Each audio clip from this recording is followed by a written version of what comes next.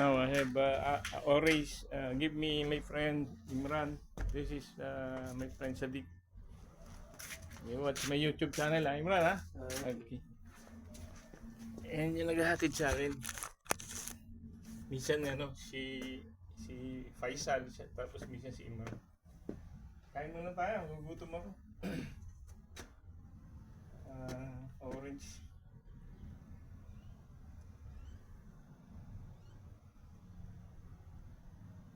Siya sana, kaso may raw siya sa niya, sa amo niya, maghahatid yata sa ospital.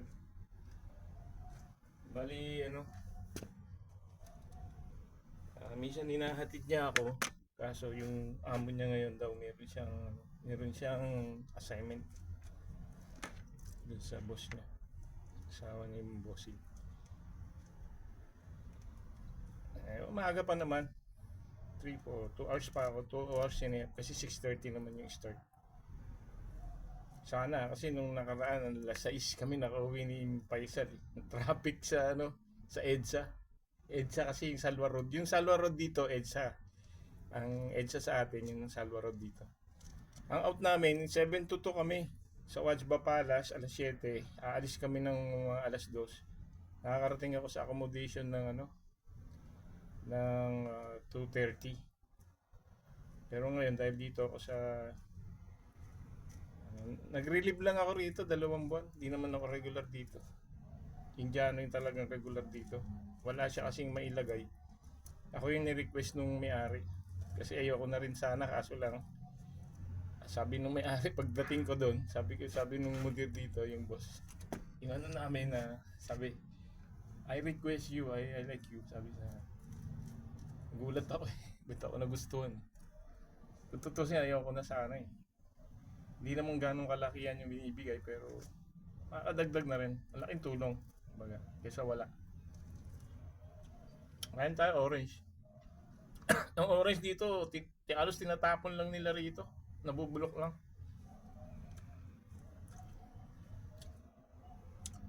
May kamahalis nga rito yan. Kaso green pa eh. Shoutout sa akin dyan sa mga katad boys. Fred, nakabakasyon siya, si Samuel, Jimson, si Arthur, si Tolich. 6 na lang kami, 18 kami dati noong 2009. Paunti-unting nawawala, paunti-unting umuwi hanggang sa nababawasan. Nung pinaka last namin 10, buhay pa si Ding, andito pa si Elmer, si Jimson sumama pa nun. Tapos nung medyo tumagal-tagal na, yun, naging 6 na lang kami. Hanggang ngayon, bali siguro almost 4 years ng 6. Lobe, sino kaya matira? Abi, matira matibay. Fred, ako si Fred. Sa isang kwarto magkasama kami. Si Jimson sa si Samuel magkasama. Si Arthur na lang walang kasama sa kwarto. Dati 3 sila. Si Elmer sa si Alvin. Shoutout pala sa Alvin. Sinend ko na sa iyo yung video namin na 17 years. Lagi ko naman sinesend sa kanya eh. Kasi yung mga kasama namin dito na medyo ka-close natin. Lagi natin kakwentuhan tungkol sa mga anak-anak, family matters. Yan si Alvin ang natin dyan. Kakwentuhan natin lagi. Maganda rin naman, pinagsamahan din namin yan nila Alvin. Si Ding, si Alvin yan.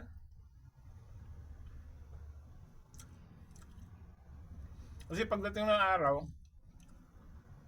hindi rin kami magkikita-kita na eh. Sa edad namin na to siguro 65 years old na ako, hindi na kami magkikita. Siguro magkakamustahan man lang sa Facebook, pero minsan pag busy rin, gano'n. May kahit yung ka-close ko, minsan hindi ko rin nababate. Minsan busy, minsan may mga problema, hindi makasilip ng Facebook. Kaya habang nandito, may bonding, nagkikita-kita ng personal, maganda na yung binabanding natin yung isa't isa. Sa nagkakamustahan. Para naman kahit pa paano yung pinagsamahan ng 18 years, 17 years, gano'n.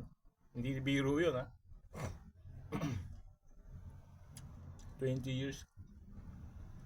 Minsan pag close mo pa yung isang tao, parang kapatid na rin ng turing mo. Ay aral pa naman sa Bible ng mahalin ng mga kapatiran, kahit ang kaaway pinapamahal. Kasi ang logic doon, pag minahal mo yung kaaway mo, the more na mamamahalin mo, hindi mo kaaway. Yun yung ano ron, yun yung practice eh. Kaya mong mahalin, mahirap talaga mahalin ang kaaway. Lalo yung mayroong nagawa sa yung masama. Ang pagmamahal sa kaaway, yung hindi ka gaganti ng masama sa masama. Yun yung sabing pagmamahal, hindi yung pag nakita mo, I love you, mahal kita, hindi ganoon. Gagawa ka sa kanya ng kabutihan. Pagmamahal yun, yun ang pagmamahal. Kasi hindi, pagkaaway mo, lalo't walang aral sa Diyos, walang aral sa Bible, ano yan, hindi makikipag-usap talaga sa'yo. Yung mga hindi aral sa Bible, yung mga hindi kapatid, kasi sa aming mga kapatiran, inaaral kami every Friday. Pinag-aaralan namin tungkol dyan, paano mahalin ng kaaway, paano magmahal ng magulang, ng anak, ng kapitbahay, mga ganun. Kapatid, kadugo mo, kapatid sa iglesia, may mga paraan yan. Tatlong klase kasi yung pag-ibig eh. Yung iba, dati kala ko pag-ibig lahatan eh. May mga sinasabing agape, gano'n, yung pag-ibig sa kapatid, pag-ibig sa nanay, pag-ibig sa magulang, ay sa ibang tao, kapitbahay, pag-ibig sa kapwa, pag-ibig sa kaaway. Kasi ang logic doon, dati akala ko, paano mo ibigin kaaway mo? Kaaway mo nga. Buti kung paglalapit ka I love you, susuntukin ka. Iisipin mo, babawi ka. Hindi pala ganun. Ang pag-ibig pala sa kaaway, yung bang ginawang ka ng masama kasi kaaway mo siya eh. Ginawan ka talaga niya ng masama. Halimbawa, mayroong ginawang masama sa'yo. Paano siya iibigin, di ba? Ang hirap eh. Pero pinapaibig ng Diyos yun. Ngayon, yung palang gagawin mo ron, para maibig mo siya, makasunod ka sa utos ng Diyos, huwag mo siyang gagantihan ng masama. Na ginawa niyang masama sa'yo, huwag mong gaganting masama din ang igaganti mo. Ang igaganti mo dapat, mabuti. Huwag mo siyang gagawa ng masama. Yun ang pag-ibig. Halimbawa, di ba, meron nga, dun sabi, ang hirap magpatawad sa isang kaaway, lalo pag may ginawang masama sa anak mo, sa kapatid mo, sa pamilya mo. Ang titiisin mo doon, yung magawan mo siya ng masama rin na ginawa niya sa'yo. Tapos ang ibabalik mo sa kanya mabuti. Yun, pag-ibig sa kaaway yun. Ganun pala yun. Hindi ko alam dati yun. Ay, nagtampo lang sa'yo. May nasabi lang hindi maganda. Tulad ko, talagang minsan may kaaway rin ako. Hindi ko nagustuhan yung ugali.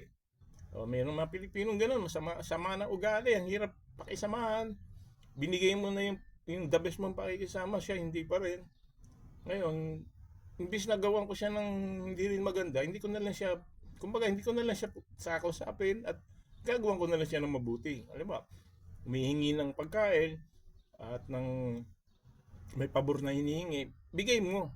Pero hindi na yung katulad na close kayo dati na kasi may mga taong gano'n yung sobrang kahit gawa mo ng mabuti, ang hirap siyang pakisamahan, ang hirap niyang kahit sabihin mong inaano mo siya, yung pinitiis mo, ibang ko may mga ugaling gano'n na tao. Yun, gagawin mo na lang doon, huwag mo na lang gawa ng masama, gawa mo na lang siya ng mabuti, pag-ibig na sa kanya yun. Dati hindi ko alam, excuse me. Ngayon, yung sinasabing pag-ibig talaga sa kaaway, pag natutunan natin yun, the more na maiibig mo, yung hindi mo kaaway, di ba? Kasi natutunan mo nang ibigin yung kaaway mo. Paano? Pag natutunan mo ibigin, ang hirap ibigin ng kaaway. Di mas iibigin mo yung hindi mo kaaway, yun yung logic. Kaya ang dali nang umibig sa hindi kaaway kung natutunan mo talagang mahalin ang kaaway mo o ibigin. Ganun lang, kasimple. Hindi simpleng sabihin pero ang hirap gawin, di ba? Pero napag-aaralan pala yan. Lalo't na lagi kang dumadalo sa mga salita ng Diyos, nakikinig ka ng salita ng Diyos. Hintay ko lang yung driver na isa. Kasi meron pa akong 2 hours pa hinayap pa. Kaya kumakain muna tayo na ano. Like ko.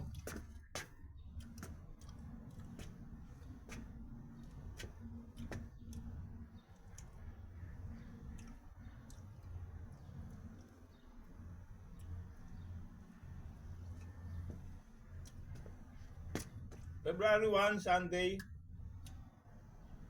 4:15.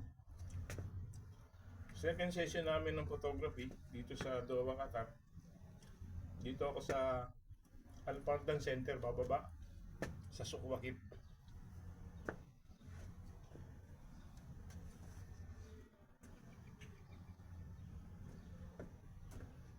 Shout out, ma. Sa tayo sa Ilocos, ha. Ipon tayo ng panggastos. Sabi mo kasi, akala mo malamig sa Baguio, yung pala magastos. Pag uuwi ka talaga magastos, mamahal ng pamasahe, pagkain. Nga na may pondo. Nakapunta na naman ako ng Baguio, pero siyempre, iba rin yung iba rin yung may pera ang dala.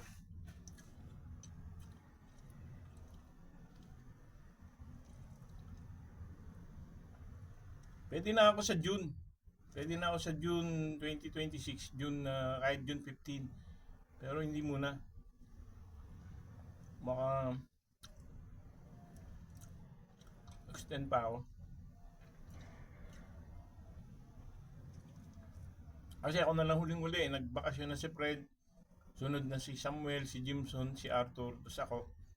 5 na lang kasi kami dun mismo sa accommodation, 5 na lang kami rito na technical affairs department sa engineering section. Shoutout pala dyan sa taga Watsba, Danilo, Chris, Ben, Kao, Orly, si Orly, shoutout sa'yo, baka nanonood ka. Pakisubscribe naman sa channel ko, Romeo Ka Vlogger, saka yung second channel ko na Photo Legit Team Lolo Ome. Subscribe naman kayo dyan, mga Alwatch pa boys. Bro Joel, yan, Bro Joel. Parating na yan. Dito sa February 10 yata, 15, darating na siya. Bakasyon kasi rin si Bro Joel. Shoutout sa'yo, bro. Panay sing along niya sa TikTok. Pinchin, shoutout Pinchin. Pinchin ang pangalan sa TikTok. Ako naman, John Wick. Shoutout sa'yo, John Wick. Saka kay Omes Best sa TikTok channel ko. Pakipalo kayo sa TikTok channel ko.